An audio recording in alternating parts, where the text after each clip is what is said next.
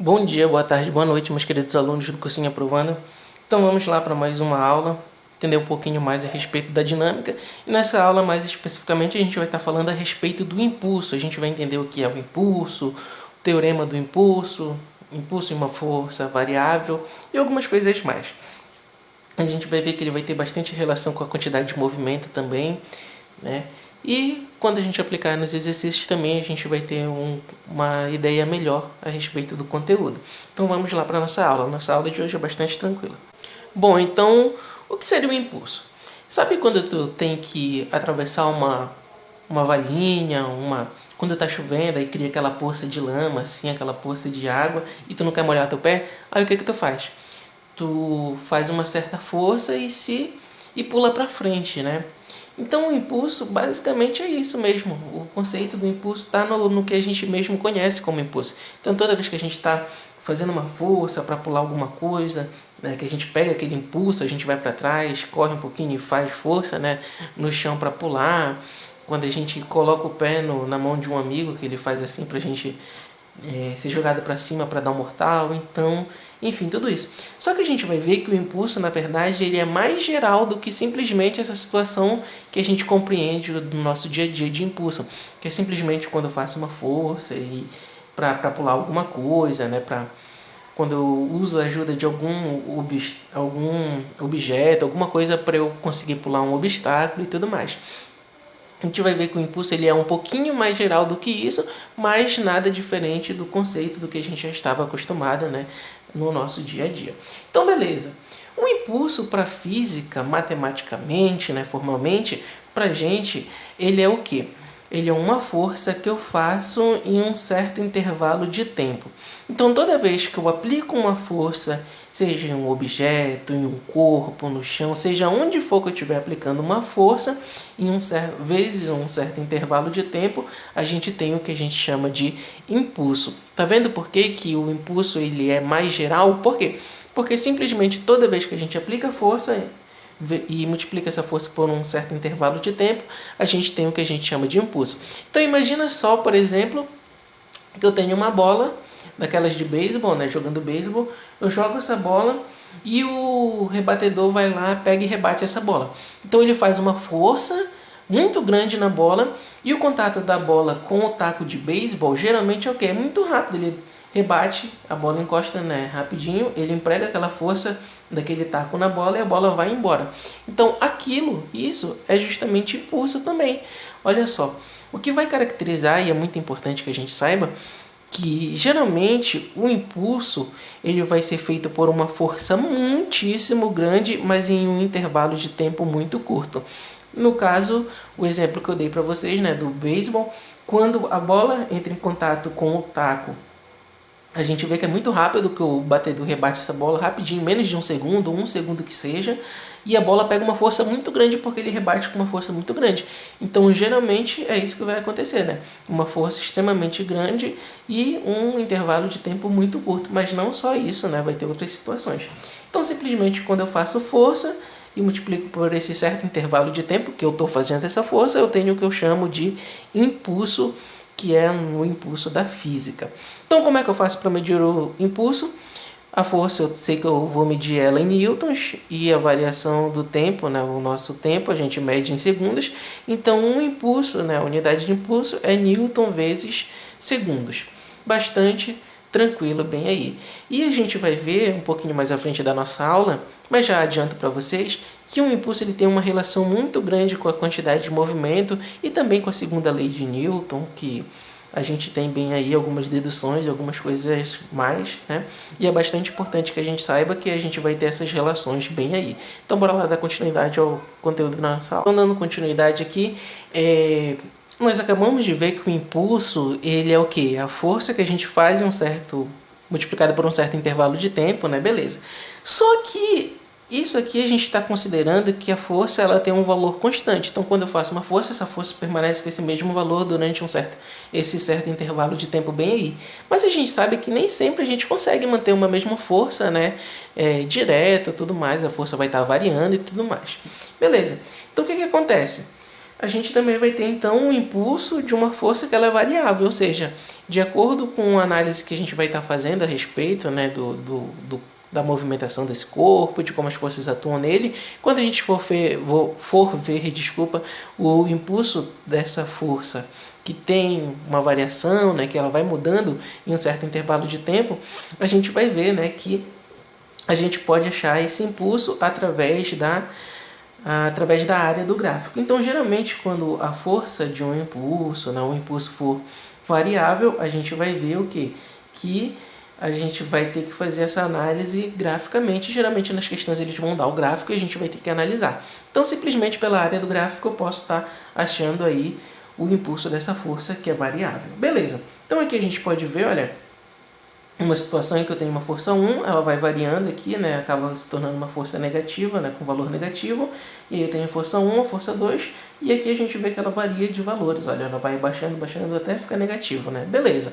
Então aqui nesse gráfico eu tenho uma área 1 bem aqui, e uma área 2 bem aqui. Como a gente pode ver, a gente tem dois triângulos, né, tanto aqui quanto aqui. Para achar a área do triângulo, basta fazer base vezes altura e dividir por 2, tanto nessa situação quanto nessa, né? Mas pode ter situações em que a gente tenha um retângulo, depois um triângulo, um trapézio, né? Várias áreas bem que basta descobrir a área desse gráfico. Então, analisando essa situação bem aqui, olha, a gente vai ver que para eu descobrir o impulso 1 bem aqui, basta descobrir a área 1, que tem bem aqui. E depois a gente vai ter um outro impulso que aqui para baixo, né, abaixo do nosso eixo do tempo, bem aqui, a gente pode ver a área 2, né, e que vai ser correspondente ao impulso 2 que a gente tem nessa situação bem aqui. Então, o impulso 1 ele é numericamente igual à área 1 e o impulso 2 é numericamente igual à área 2. Observando bem aqui, a área 1 está acima do nosso eixo do tempo, então ela é positivo, e o nosso impulso 2 bem aqui está abaixo do nosso eixo, né? E a gente vê que essa área 2 aqui está abaixo do nosso eixo do tempo, então ele é negativo. Para eu achar o impulso total, basta somar, né? O impulso 1 mais o impulso 2. Nesse caso seria o impulso 1 mais menos o valor do impulso 2, porque seria um valor negativo bem aqui, mas essa análise a gente faz em algumas questões, a gente vai ver que é bastante tranquilo, nada complicado.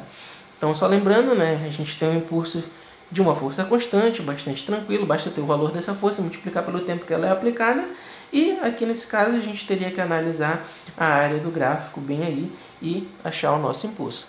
Nada complicado também. Agora bora dar continuidade e a gente vai falar a respeito do teorema do impulso, que é uma coisa bastante importante da gente.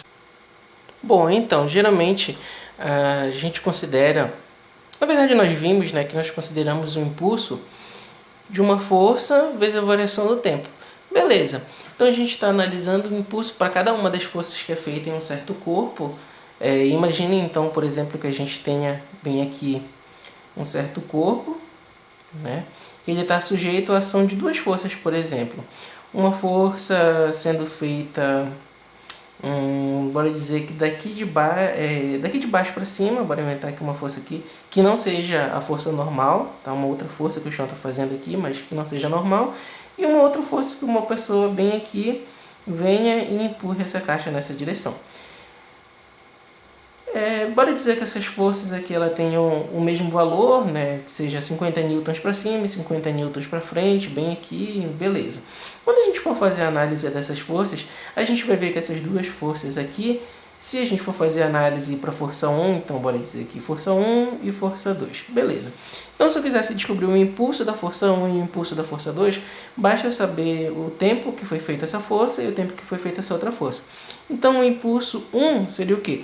A força 1 vezes a variação do tempo que a força 1 teve bem aí. E o impulso da força 2 seria o quê? A força 2, o valor dela, vezes a variação do tempo que a força 2 teve bem aí nessa situação. Beleza. Então ele tem esses dois impulsos bem aí. Eu posso descobrir o impulso da força 1 e o impulso da força 2. Mas vai que na questão ele não quer saber o impulso de cada uma dessas forças. Ele quer saber o impulso da força resultante. Então o que eu vou ter que fazer bem aqui? Eu sei que eu tenho uma força para cá. Como a gente pode ver, eu só peguei essa força bem aqui e coloquei aqui. Eu tenho uma outra força que é feita aqui para cima, bem aqui, né? Nessa situação eu disse que a força, elas têm o mesmo valor, força 1 e a força 2, né? Elas têm o mesmo valor. Então se eu colocasse, por exemplo, esse bloquinho bem aqui, o que vai acontecer? Se eu tenho uma certa força sendo feita para cá e uma certa força feita para cima, como a gente está vendo nessa situação bem aqui, e elas têm o mesmo valor, essa caixinha ela não vai andar só para frente, essa caixinha não vai andar só para cima, ela vai andar o quê? No meio termo. Então a junção da força que é feita para cima mais a junção da força que é feita para frente dá o que a gente chama de força resultante bem aqui. Aí como é que eu acharia o impulso dessa força resultante? Então o impulso dessa força resultante, que eu vou chamar de impulso IFR, né? Impulso da força resultante, é igual ao valor dessa força resultante. Então eu vou ver aqui o valor que vai dar essa força 1 mais a força 2, já fazendo a análise vetorial, vai ser o valor da força resultante vezes a variação do tempo que a força resultante teve bem aí nessa situação. Então a gente pode ver, né, que o corpo está sujeito a várias forças atuando nele, pode estar, né, e que de acordo com que essas forças vão agindo nele, elas por estarem atuando juntas, né, em conjunto, pode até ser no mesmo tempo, de repente, sabe-se lá, elas vão ter uma força resultante bem aí, que é o quê? É a somatória de todas as forças que atuam no corpo. Lá lembrando que a gente viu no início da nossa dinâmica ali com as forças que atuam em um corpo e tudo mais. Mas era só para dar essa ideia, então, de que a gente pode ter o impulso também da força resultante. Então, eu não quero saber o impulso da força 1, mas o impulso da força ou o impulso da força 2. Eu quero saber qual vai ser o impulso que essas duas forças vão ter, né? A partir do momento que eu analiso a resultante dessas duas forças atuando nesse corpo bem aí. Então, beleza. Bora lá. Pensando, então, aqui na força resultante, a gente vai ter, né, que o impulso da força resultante seria a força resultante vezes a variação do tempo, que foi o que a gente acabou de ver bem ali. Mas o que o teorema do impulso diz pra gente? O teorema do impulso ele é bastante tranquilo. Ele diz o seguinte pra gente. Ele diz que o impulso da força resultante, que a gente acabou de ver bem aqui, né, desses dois corpos, tem uma força resultante, ela vai ter um impulso também. Então, como é que eu acho o valor dessa força ali? Vai ser igual à variação da quantidade de movimento de um corpo. Então, olha só. A gente vai relacionar o impulso de uma força, que é o que a gente está vendo nessa aula, com a quantidade de movimento que a gente viu na aula anterior. E o que é a quantidade de movimento? Só lembrando, é a massa de um corpo vezes a velocidade desse corpo. Então, toda vez que o corpo tem uma massa, ele tem uma certa velocidade, a gente tem o que a gente chama de quantidade de movimento. Só mais uma coisa também que é muito importante da gente lembrar, o impulso da força resultante, o impulso, na verdade, no geral, ele também é um vetor, assim como a nossa quantidade de movimento. Então, o impulso ele tem módulo, ele tem direção e ele tem sentido. E, devido à nossa fórmula bem aqui, a gente vai ver que o impulso ele tem relação com a força resultante. Então, o impulso ele vai ter a mesma direção e o mesmo sentido dessa força. Beleza. E o teorema do impulso diz o quê? Que o impulso dessa força resultante vai ser igual à variação da quantidade de movimento. Lembrando que a variação da quantidade de movimento é a quantidade de movimento final de um corpo, menos a quantidade de movimento inicial de um corpo. Afinal, menos inicial, né? Beleza, então bora lá demonstrar isso daqui para vocês. Por que isso daqui é verdade? Então, olha só, o impulso de uma força resultante é igual a essa força resultante que eu faço no corpo, vezes a variação do tempo, é o que a gente acabou de ver bem ali. E eu sei que pela segunda lei de Newton, a força resultante de um corpo é igual a quê? É igual a massa vezes a aceleração. Então, onde tem força resultante nessa equação bem aqui, eu vou colocar a massa vezes a nossa aceleração. Então, eu sei que o impulso de uma força resultante é igual a quem? A massa vezes a aceleração vezes a variação de um tempo bem aí. Beleza. Só que eu sei que a aceleração de um corpo, a gente viu lá no início do nosso estudo da física, que a aceleração é o quê? É a variação da velocidade de um corpo dividido pelo intervalo do tempo que essa variação ocorreu bem aí. Então, beleza. Onde tem aceleração, a gente vai colocar esse termo novo bem aí que a gente está vendo. Então, o impulso da força resultante seria quem? A massa vezes quem? A variação da velocidade dividido pela variação de tempo vezes a variação de tempo. Bem aqui. Olha só, aqui eu tenho a variação de tempo e aqui eu tenho também a variação de tempo. Um em cima, um embaixo, então eu posso cortar um com o outro. Então, sobra quem? O impulso da força resultante é igual a massa vezes a variação da velocidade. Beleza. Então, dando continuidade aqui, olha só. O impulso dessa força resultante é igual a massa e a variação da velocidade. Tudo que é variação é o quê? É final menos inicial. Então, a massa vai multiplicar a variação da velocidade, é a velocidade final menos a velocidade inicial. O que eu vou fazer aqui? Vou fazer distributiva, como a gente pode ver. Então, o impulso dessa força resultante bem aí é igual a massa vezes a velocidade final, m vezes v, menos quem? A massa vezes a velocidade inicial. Beleza. Como a gente acabou de ver bem ali, a quantidade de movimento é o quê?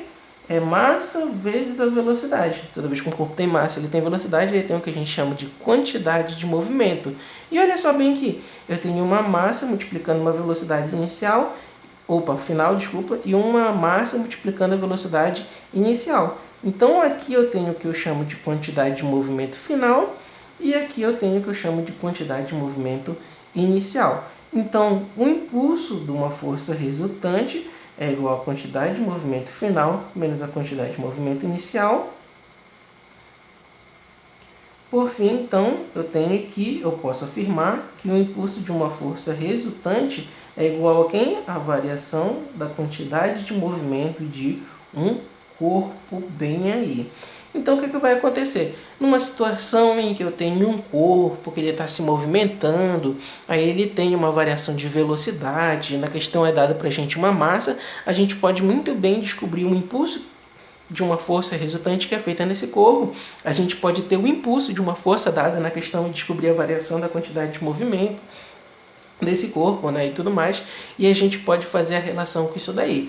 E essa relação também nos remete à nossa fórmula aqui, né, de massa vezes aceleração, e inclusive foi por essas deduções aqui, mais ou menos parecida, um pouquinho mais rebuscada e mais bem melhor do ponto de vista matemático e estudos, né, que Newton chegou na nossa fórmula aqui da massa vezes aceleração. Foi através dessa ideia aqui, trabalhando com impulso, né, que ele conseguiu definir a sua segunda lei de Newton, a segunda lei da mecânica clássica e tudo mais, que é muito importante para a gente, que é a força resultante de um corpo é igual a massa vezes a aceleração desse corpo, né? A partir disso daqui que ele também pôde deduzir de uma forma mais elegante do que o que eu estou fazendo aqui para vocês, né? Então, galera, por hoje é só. Fiquem com Deus, estudem bastante. Obrigado pela atenção e até a próxima.